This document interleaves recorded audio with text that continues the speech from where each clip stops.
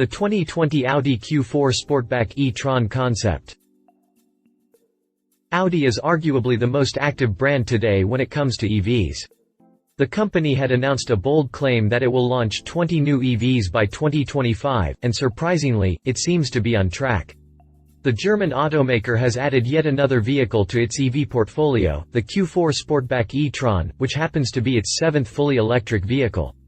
The company revealed the concept version for now, and the real deal is expected to go on sale sometime in 2021. Is the Audi Q4 Sportback E-Tron just another coupe SUV? The Q4 Sportback E-Tron looks pretty much like its SUV counterpart, except for, of course, the sloping roofline at the rear. It maintains a rounded shape in general, but the sharp vertical fins on the extreme ends add a little character to it. The production version of the Q4 e-tron SUV won't feature a three-dimensional logo since it houses an array of sensors, but the same hasn't been revealed about its coupe counterpart. The Sportback concept revealed is painted in the new kinetic gray color, which looks greenish when viewed from certain angles. This metallic shade will look unique on production models and will be a much sought-after shade if Audi decided to incorporate it.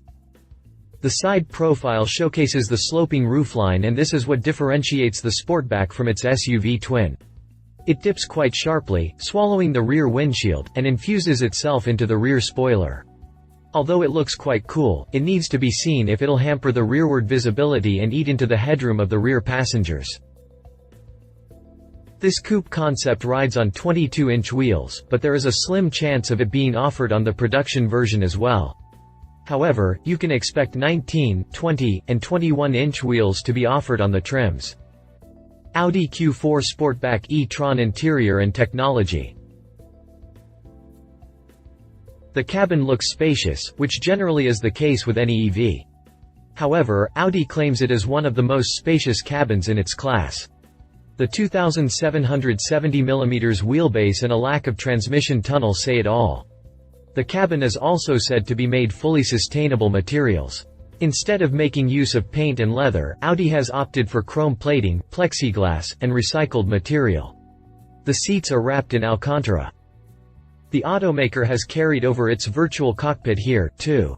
The center console is slapped with a 12.3-inch touchscreen system, which honestly, is small according to EV standards. Also, it's not placed vertically like a tablet. The Q4 e-tron SUV is going to feature two screens on the center console, one for infotainment needs and one for climate control and frequently used features. The bottom one would also serve as a tablet so you can write instead of using the keyboard. What will power the Audi Q4 Sportback e-tron? Just like the Q4 e-tron SUV, the Sportback, too, is pinned on Volkswagen's MEB architecture.